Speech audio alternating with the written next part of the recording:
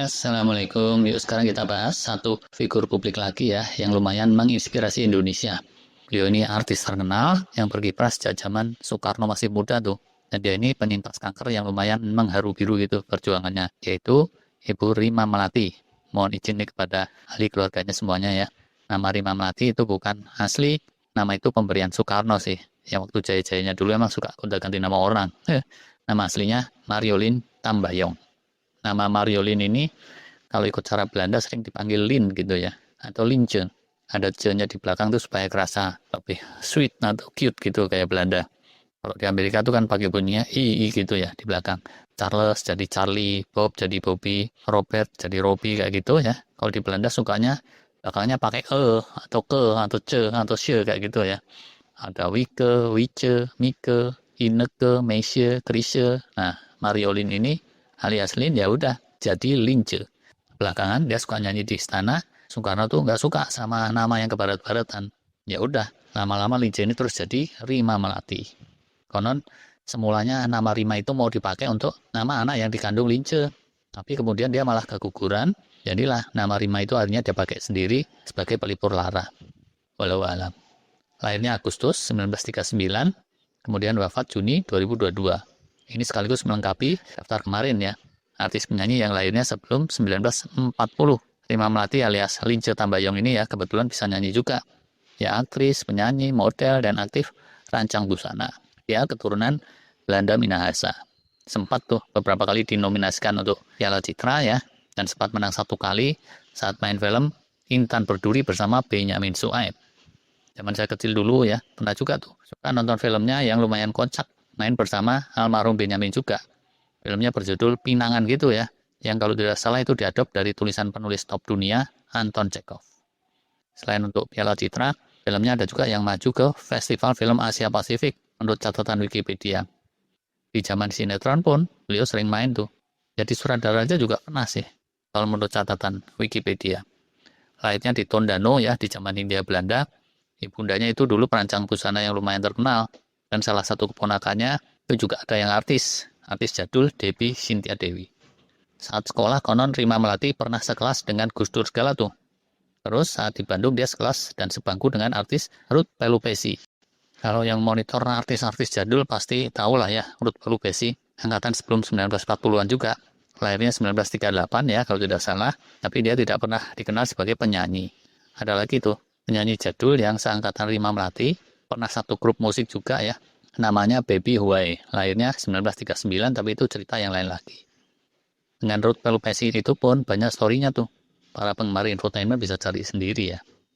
Kehidupan pernikahan Bu Lince alias Rima Melati ini sempat berliku. Tapi bersama suami terakhir terus menjadi solid dan langgeng. Pertama gitu ya, dia nikah itu masih umur 19 tahun. Suaminya keluarga pejuang apa ya gitu. Setelah pisah terus nikah lagi. Saat usianya 24 tahun dan tidak bertahan lama juga. Umur 30 terus nikah lagi yang ketiga tapi laki-laki tidak berlanjut. Baru satu umurnya 34 ya. Dia ketemu dengan Frans Tumbuhan yang konon udah kenalin dengan dia sejak Lince masih kanak-kanak. Nikahlah mereka itu terus di sekitaran akhir 1973. Frans terus menjual semua hartanya ya yang di Belanda demi hijrah kembali ke Indonesia untuk hidup bersama Rima Melati dan kemudian dia pun sempat jadi aktor juga. Rumah tangga bersama Frans ini bisa jadi menginspirasi para handetolan dan penggemar tuh. Tapi yang lebih menginspirasi lagi yaitu perjuangan Rima Melati melawan kanker yang menyerang dia sejak sekitar 1989. Saat itu usianya 45 tahun tuh, bukan muda juga, walaupun belum tua banget. Pas ketahuan udah stadium 3 atau 3B gitu. Rima Melati konon sempat down ya, udah putus asa, pasrah. Manusiawi kan ya, namanya penyakit berat. Tapi kemudian suaminya itu jadi sosok kunci tuh, yang memotivasi dan mendukung untuk terus saja berjuang ya, dengan segala cara. Ini kunci nih untuk tiap-tiap perjuangan yang berat. Dijalani seorang diri, wah terasa too much gitu. Tapi begitu ada dukungan dari satu orang aja, satu orang yang amat berarti, keadaan bisa jadi amat beda. Plus tentunya ini sandaran kepada Tuhan ya. Rima dan suami pun dalam beberapa sharing tuh bilang, aspek spiritual ini merupakan salah satu kunci juga. Hikmahnya di sini ini untuk kita semua ya, khususnya yang mumpung masih muda sehat, punyailah orang-orang yang posisinya khusus gitu ya di sekeliling kalian, minimal banget itu satu orang. Syukur-syukur kalau ada 6 orang atau lebih, tapi nggak perlu sampai 1.000 orang ya. Kalau 1.000 kebanyakan sih. Apalagi kalau semuanya makannya banyak, malah habisin konsumsi itu jadinya. Selain itu ya, kemantapan spiritual tadi, itu mesti terpelihara terus dan terus. Yang muslim tuh sering dapat nasihat kan, untuk menjalani hidup berbekalah. Dan sebaik-baik bekal itu bekal takwa. Nah, tapi kemantapan spiritual ini sifatnya universal sih, bukan cuma untuk yang muslim ya. Hikmah lain ya, dari kasus Ibu Lince, Rima Melati tergambar juga berkahnya dari kehidupan rumah tangga yang rukun, yang langgeng, yang terpelihara. Andai ya, kejadiannya saat rumah tangganya masih labil, waduh, gak kebayang lah ya. Rima Melati terus menjalani terapinya utamanya ke Belanda. Franz, sang suami yang dulu sempat mukim di Belanda tuh ikut hijrah ke sana. Menghilanglah mereka dari pelantikan Indonesia untuk beberapa lama. Pola hidup pun konon terus berubah ya, drastis. Pola hidup yang lebih sehat, punya ngerokok-ngerokok dan lain-lain kebiasaan toksik tuh di stop. Di desa atau di kota banyak aja lah ya, orang itu punya hal-hal toksik dalam kesehariannya. Terus pola makan pun didisiplinkan. Konsumsi utamanya itu whole food gitu ya, sayur, buah, jus, intensifkan, terus daging-dagingan ya, dihindari khususnya daging merah, dan seterusnya lah ya. Mengikuti pola-pola anti kanker yang versi 1989 tuh ya. 4 dekade yang lalu, saudara-saudara. Setelah dinyatakan sembuh, Rima Melati terus hijrah balik ke Indonesia sekitar tahun 1990, 91 gitu ya. Dan terus berkiprah lagi sesuai passion beliau, sambil mulai mendedikasikan diri untuk membantu sesama pejuang kanker. Bahkan terus ikut membentuk yayasan segala tuh.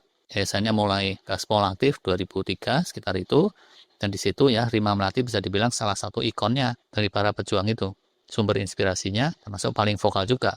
Tapi ya waktu tiap-tiap orang tuh udah ada yang nentuin. Sang suami kemudian meninggal duluan tahun 2015. Sementara itu Ibu Rima Melati terus saja jadi pejuang anti kanker sampai akhir hayatnya tahun 2022. Meninggalnya bukan terkait kanker tuh, tapi karena komplikasi penyakit lain ya, dan karena udah sepuh juga. Usianya waktu itu sekitar 83 tahun.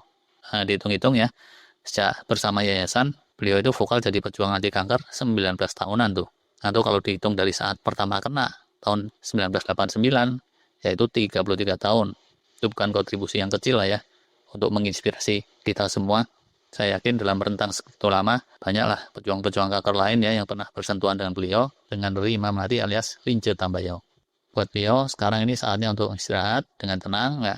Gak ada lagi kegalauan, Bu. Gak ada lagi yang perlu diperjuangkan. Gak usah lagi mikirin pola makan, pola hidup, rancang busana, dan lain-lain ya. Rest in peace. Dia udah tidak bersama kita lagi, tapi jerih payahnya dan jasa-jasanya insya Allah nih tetap bernilai.